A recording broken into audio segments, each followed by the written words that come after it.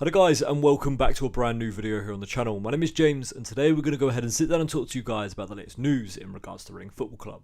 Now, there's been an official statement coming out today in regards to the latest ongoings at Reading Football Club. Mark Bowen has issued one with the club's finances, the ownership situation, fan protests, and he speaks about the football on the pitch as well. Before I get into the kind of statement that Bowen's put out, or letter to the fans should I say, I want to speak about Dai Young. Potentially today a rumour has come out that he's bought a brand new house, multi-million-pound house as well. He's going to be neighbours with the king. Listen, if that is the case, the fact that the man has put his business as a secondary and put his brand new multi-million-pound house as the primary for his kind of, how do we say, priorities, it goes to show the type of business owner that he is. Players and staff and people like that don't know whether their wages are going to be paid every single month, yet this man can go ahead and get money out of China to go ahead and buy a multi-million-pound house. If it's the case, disgrace. If it's not, listen, I can't really say anything, but if this is the case and if it's the truth, absolute disgrace from that man, and just goes to show the absolute state that he is. Now, we're going to go ahead and talk about Mark Bowen's kind of statement to the fans. I'm going to read it out in full. It is a long one, so bear with me. Obviously, you're not going to hear it from the Welsh voice of Mark Bowen, but you will have to, unfortunately, listen to my monotone voice to speak it. Listen, I'm going to try my best to make it as less painful as possible for you guys. So the introduction starts off with, right now, everything is unbelievably difficult. Daily operations at the club continue to be hamstrung by cash flow problems. The search for new owners is encouraging, but naturally time consuming. And of course, we are in a poor run of results, which is frustrating everyone, myself, the manager, his coaching staff, the players, and our supporters. Even communicating clearly and cohesively with fans has been unavoidably challenging. All the information supporters are craving simply isn't complete or obvious. Much of it is either bound by non-disclosure agreements or has to remain confidential as part of the ongoing process.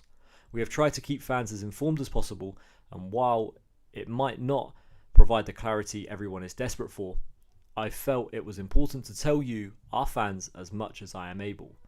I apologise in advance if I simply can't provide answers to all the questions you have.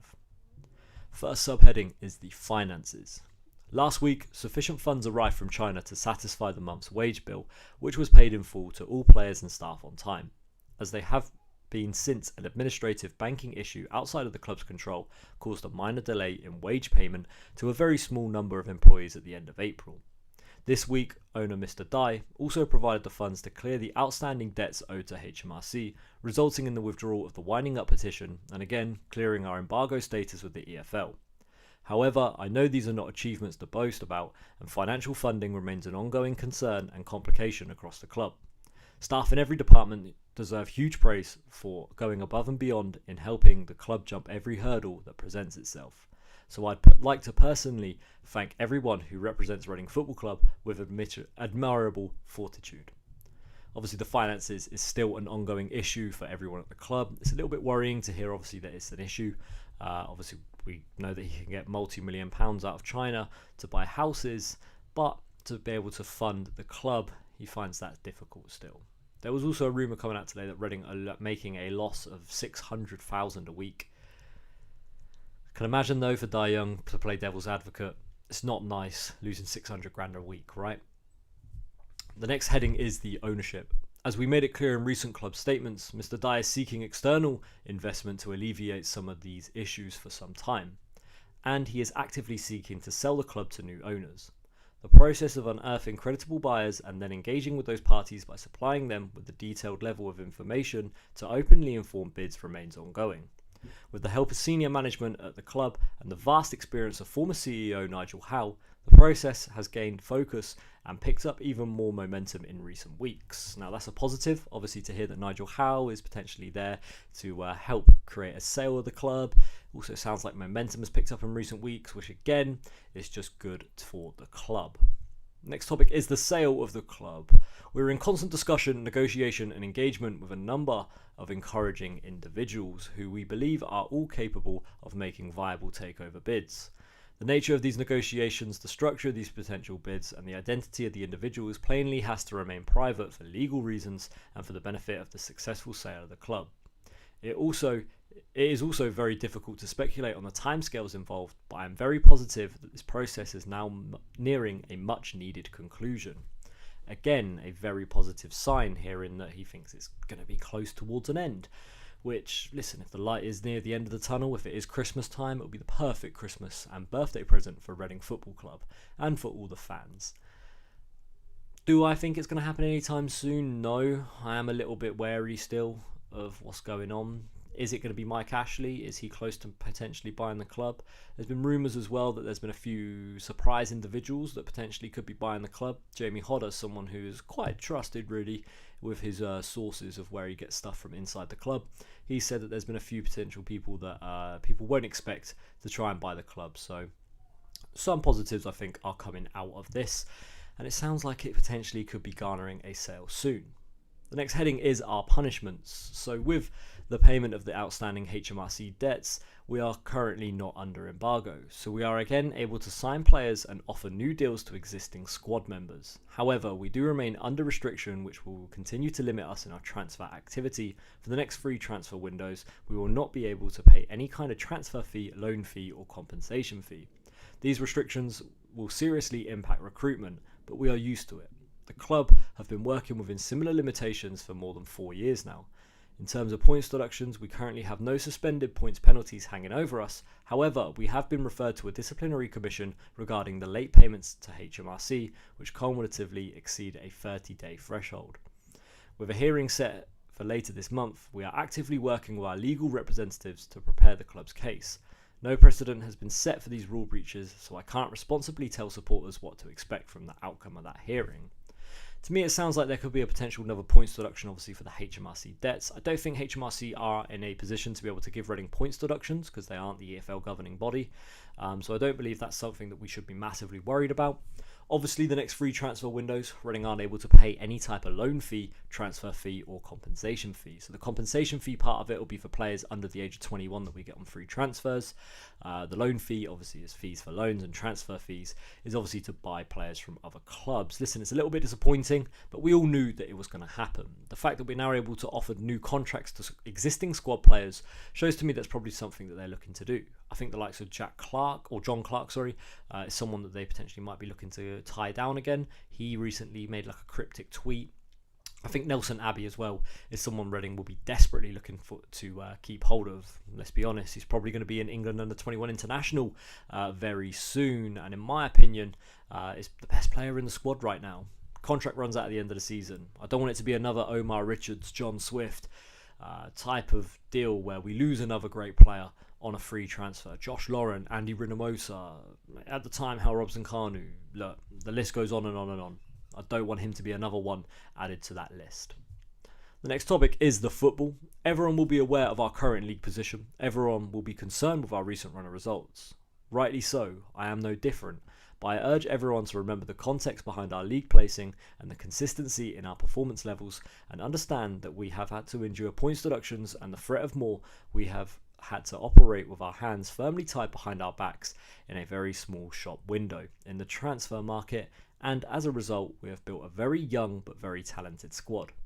In nearly all our fixtures this season, the majority of the starting 11 are playing in their first professional season as a regular first team starter. Within the narrow recruitment goalpost we were given, the aim was to put together a squad who would evolve together, a young group of players who could excite our fans and would form a healthy core at the heart of the club. This process does take time and patience though. There are 23 other clubs in this division who are further down the line in their own respective plans, and not one of them forced to deal with the issues that we have had to negotiate and continue to grapple with. At times we've played some exciting football which has been good to watch, but almost inevitably form has been inconsistent, and we are very aware we need more points on the boards due reward for our efforts. This young, promising group of players will, I am sure, develop quickly as a unit, but let's not forget they're on the steepest of learning curves, and all due to the situation we find ourselves in. I know they have your total backing and understanding. This one, again, speaking about the football on the pitch, I've been quite critical recently of Ruben Celes. Obviously, everything that's going on in the background doesn't help at all, but tactically, I don't think Celes has got it spot on yet. I think the 4-2-2 at the start of the season had a lot of energy, and it really did start to work a little bit. I thought Reading played some decent football. I feel like it kind of got found out and we got overrun in midfield a lot. People were crying out for the 4-3-3. Since then, attacking wise, we don't look like we have a clue. Inconsistency, I don't think is the right word for it. I think it's more consistent in losses. I think the performances on the pitch might not have been too bad, but there's been a consistent drop of heads as soon as Reading go 1-0 down or as soon as they concede. And I think ultimately it needs to be a case of where Reading need to get that confidence back. And once that confidence there, I think the energy will start flowing and I think you'll see better performances on the pitch. For now, it's going to be difficult and it's going to still take a lot of time. But I do believe what Mark Bowen said is correct. There's a young core at this squad that can help the club grow massively. You look at the under-21s, they're like, 2 points off second right now? You look at the under-18s, they consistently do well. I think Reading's youth teams are always going to be great, and it's going to be something that going forward, Reading are going to massively look towards. Lastly, the last headline is last but not least you, our fans. There's no doubt your love for this club, emotions are understandably running high, and those emotions are being expressed passionately and pointedly. At times like these, to feel that passion is vitally important to everyone at the club, and we cannot and would never want to quell that passion. I understand the protests and I can only empathise with our fan base. We can, however, ask that your voice is heard as a collective and that any protests are well thought out, delivered in constructive ways which make the right impact and which consider the effect that they have on the players, the staff and the club as a whole. Ultimately, we desperately want to avoid those who care about this club being punished any further, and my overriding message to fans has to be a heartfelt thank you for the support and a plea to stick with us through these testing times. I like that Mark Bowen didn't dismiss the protests. Fair play. I know a lot of the stuff recently that he's not been able to say because he doesn't want to piss off the owners. He doesn't want to piss off potential new owners. So I say fair play to Mark Bowen for this statement and for actually coming out and respecting the fans. I think it was a lot of respect there from him today. And I think going forward, obviously we all know Mark Bowen's the right man for the job. And I've got to say a big fair play and a big thank you to him as well for obviously delivering that statement. It gives a lot of reassurance to Reading fans. It's all we've been asking for and it's what we're finally getting. Listen, that's going to be it for today's video, guys. Didn't obviously expect to make this today. The Shrewsbury preview will be out tomorrow. And yeah, we'll go ahead and see you for that one. That's going to be it for this one, guys. Thank you very much for watching. I've been James. See you all again soon. Thanks for watching. Bye-bye.